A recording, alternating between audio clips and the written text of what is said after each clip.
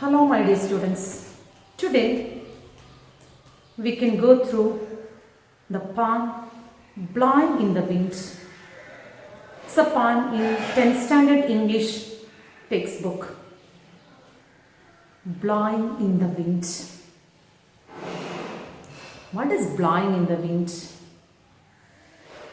It's a poem, it's a protest song written by the famous American singer and writer Bob Dylan. Blowing in the wind. Yes, the title itself, we feel that the wind is blowing everywhere. We know that the speciality of the wind can reach everywhere. Right? Yeah. Yes. Bob Dylan, the American singer, he deals with, throughout the poem, he deals with American civil rights movement. What is American civil rights movement? Yes, it's a long struggle done by the Afro-Americans to get freedom. It's a protest, it's a struggle, it's a fight against social discrimination, injustice, inequality prevailed in America. From the white people to the black people. The struggle, the long struggle, the American civil rights movement occurred in 1950s to 1960s. 1950s and 1960s. That's why our American singer Bob Dylan has written this poem to get an answer, to find a solution for the problems of the Afro-Americans. Yes, Afro-Americans, they were struggling a lot to get freedom. So, the poet Bob Dylan, I told you, the famous American singer, short story writer, and has written this Blowing the Wind as an anthem of American civil rights movement and anti-war movement. This poem, Blowing in the Wind, I told you it's a protest song. ഒരു പ്രതിഷേധം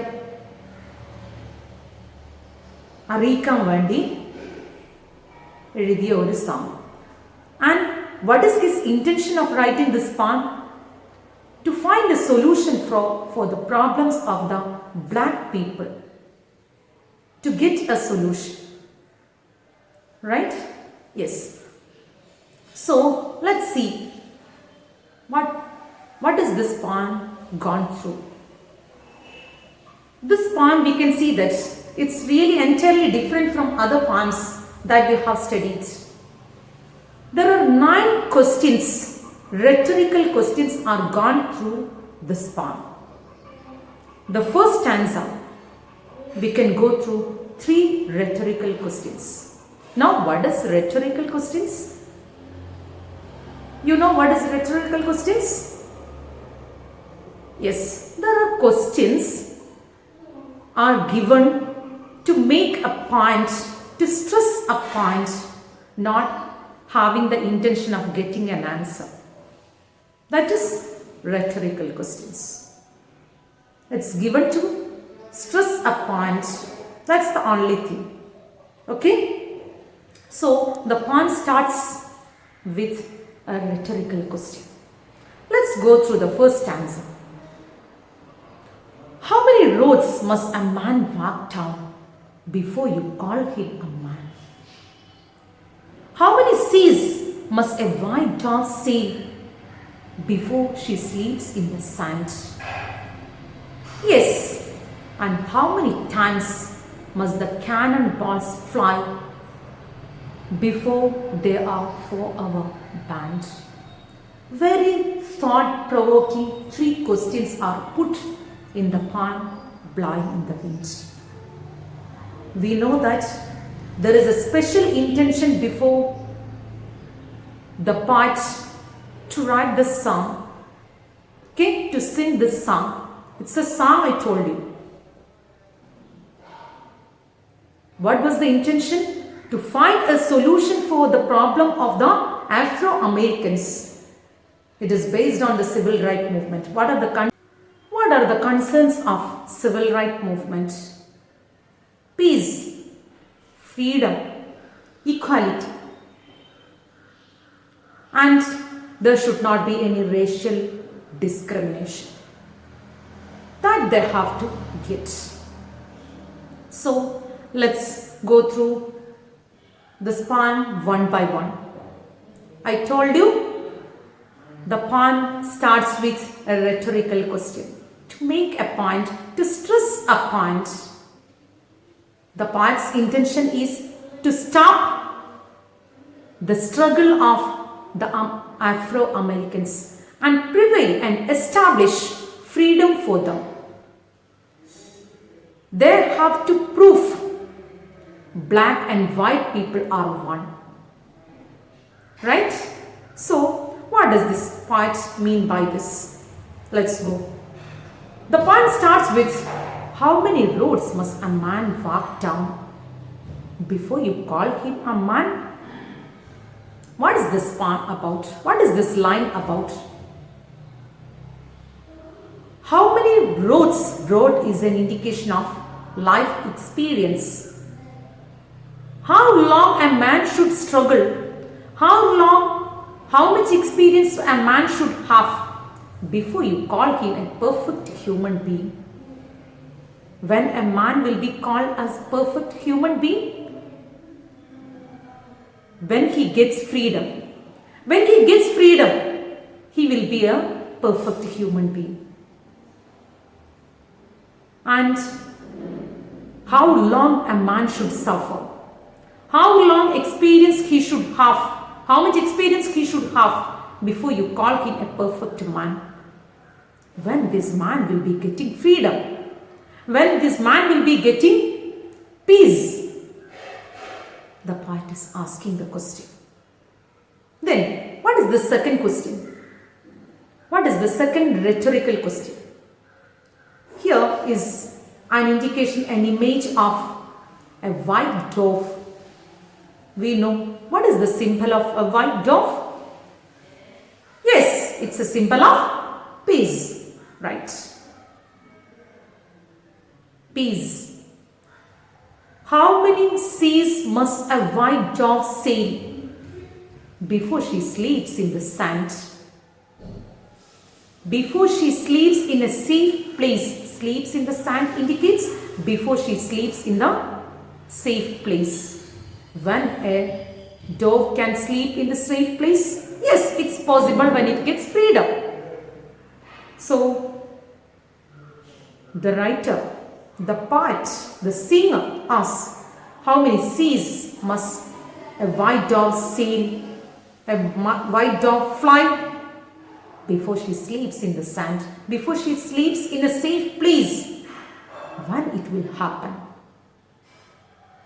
It's a question without having an answer. Right? Then, the third one, it's an indication of, it's an image of cannonballs. A cannon with cannonballs. Right? A cannon with cannonballs, it's an indication of, it refers to war. In the third stanza, in the third line, the poet wish to stop the war. When the war will be banned, how many times must a cannonballs fly? That is when. How many cannonballs should fly? How many wars should happen before it is banned, before it is stopped? When this war will be stopped? When this peace and equality and freedom will be established for the Afro-Americans. The poet wishes that through this poem he wants to find a solution for these problems, the long struggle of the American civil rights movement. Isn't it? And the next one, there are 3 rhetorical questions the poet has used. How many roads must a man walk down? Road, the image, road is used in the first. When this man will be a perfect man. When this man, human beings can be called as a perfect human being. And the white dove, how long it should sail, how long it should wait for peace should come. When this third one, when this war will be stopped. When this oppressed people, അടിച്ചമർത്തപ്പെട്ട ജനങ്ങൾക്ക് എന്നാണ് സ്വാതന്ത്ര്യം കിട്ടുക? When this oppressed people will get freedom. When they have get the human rights to live. Each and every one of us have the rights to live. These people are not, these marginalized people are not getting right to live. When they will get right to live, when they will get freedom, they have their own tactics, capabilities, abilities, അവർക്ക് അവരുടേതായ freedom, കഴിവുകൾ എല്ലാം ഉണ്ട്. They are the human beings. We should not suppress them. We should not oppress them. There is no one having the high quality, high tactics. Each and every one of us are equal in this world. That should be established. Okay? So, in the next line, it's really a thought-provoking lines. What is this poet gives in the next line? The answer, my friend, is not blowing in the wind. The answer is blowing in the wind. What does it mean? It's blowing in the wind. The answer is everywhere. It is not stopping in one place. It is in the hands of everyone. But no one is ready to grab it. The answer is not to everyone. The answer is everywhere. But no one is ready to grab and realize and find a solution for these problems. So, the poet says that these questions are in front of each and everyone. And the answer is also not to everyone. No one is ready to dare to protest against it and to bring freedom and give them a peaceful life. Right? That is in the first stanza. So, my dears, let's go to the second stanza. Look. Yes, and how many years can a mountain exist before it is washed into the sea? Yes, and how many years can some people exist before they are allowed to be free? Yes, and how many times can a man turn his head and pretend that he just doesn't see? Listen, my dear students, there are also 3 rhetorical questions. I told you rhetorical questions are given to make a stress, to make a point, not to get an answer. Here, in the next line, the poet talks about the image of a mountain. What does a mountain indicates? It's a powerful thing. A mountain. It's a strong one. Here, the mountain is indicated to the egoism and the pride of the authorities, the rulers, the human beings, whoever is responsible for this oppression. It's indicated as mountain. How many years can a mountain exist? This powerful mountain, how many years will be existing before it is washed into the sea. One day that also will be stopped. One day that also will be washed into the sea. Sea indicates the powerful force of protest. Sea is so powerful. The waves are so powerful. The oppressed people, they are so powerful. One day this mountain, this egoism of the people, of the man, of the rulers, of the authorities, the egoism of the authorities will be washed into the sea. You know, one day it will happen. It will not be existing for long. ഇത് കുറേ കാലം exist ചെയ്യില്ല. ഒരു ദിവസം അതിനും ഒരു അവസാനം ഉണ്ടാവും. Then next one, yes, and how many years can some people exist before they are allowed to be free? How many years these oppressed people, ഈ അടിച്ചമർത്തപ്പെട്ട ജനങ്ങൾ എത്ര കാലം നിൽക്കേണ്ടി വരും? എത്ര കാലം അവർ എക്സിസ്റ്റ് ചെയ്യും? എത്ര കാലം അവർ നിലനിൽക്കും? Before they are allowed to be free. How long they have to wait to get freedom? There won't be any end. These oppressed. So in the second stanza, in the first one, in the first line, in the first rhetorical question, the poet talks about the rulers, authorities, the mountain, and the next one, the oppressed people, the Afro-Americans, whoever the oppressed people in the world are. In each and every place, the oppression will be prevailed, right? So, whoever it may be, this, how many years they have to wait? How many years the people can exist before they are allowed to be, before they are getting freedom? That's the second rhetorical question in the second stanza. Then let's go to the third rhetorical question. How many times can a man turn his ear, turn his head and pretend that he just doesn't see? There are many people pretending, abhinayikkan, they didn't see that. ഇതിനെ അവഗണിച്ചുകൊണ്ട് neglect ചെയ്ത് ഇതൊന്നും ഞങ്ങൾ അറിയുന്നില്ല, കാണുന്നില്ല എന്നുള്ള ഒരു ഭാവത്തിൽ ഇരിക്കുകയാണ്. How many times a man turned his head? എത്ര കാലം അവർക്ക് അവരുടെ ആ ഒരു പ്രിറ്റൻഷൻ, കണ്ടില്ല എന്ന് നടിക്കൽ എത്ര കാലം നിലനിൽക്കാൻ പറ്റും?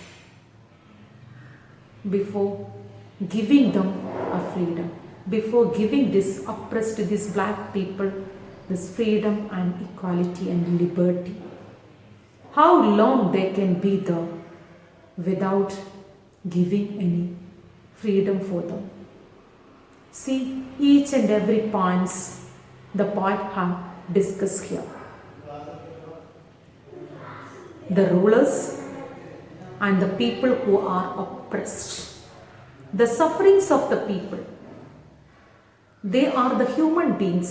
They have their own capabilities, tactics. They might be the great writers, great scientists they will be. They have the great education, great tactics and abilities and intelligence they will have. But they do not have the freedom to write. They do not have the freedom to get education. They do not have even the human rights to live. They are suppressed. When they will get freedom? When they will get peace? Right? These questions are put forward by Bob Dylan, our American singer. Very good question he had put. And the answer also the poet has given. The answer is everywhere. The answer is blowing in the wind. In each and every one of us can see the answer. But no one is ready to grab it. No one is ready to find a solution for this problem. No one is ready to raise their voice against this. That is the two stanzas we had gone through. So, we have to keep in mind it's a part. As an exam point of view, we have to get an idea of the poetic devices that is used in this two stanzas. The familiar poetic device. I told you this poems, the poet has used rhetorical questions. Okay? Then images, visual images. What are the visual images the poet have used here? In the first stanza, road, then white dove, cannonballs, mountain, sea, etc. These are all the visual images the poet has used. Then let's go to the alliteration. What is an alliteration? You know what is an alliteration? Yes, alliteration is a repetition of consonant sounds coming in a closely related words. Repetition of consonant sounds coming in a closely related words. Repetition of consonant sounds or letters. Right? So, what is an alliteration used in this line? That we have to find out. How many roads must a man walk down? One example I will give you. How many roads must a man walk down? How many roads must a man walk down? M sound, the consonant sound M is repeated in the first line. That's an alliteration. Find out other alliterations used in this two stanzas. Then, rhetorical questions, alliteration, imageries like visual image the poet have used. Then, another thing, a refrain is used in the poem. What is a refrain? Yes, repetition of a line or lines at the end of a stanza is given in the poem. That's also used in the poem. So, we have discussed two stanzas, gone through these two stanzas and write what are the rhetorical questions used here, then imageries, visual images used and alliteration used. Then refrain we can write in the next class. So, gone through this and be safe and be happy. Thank you.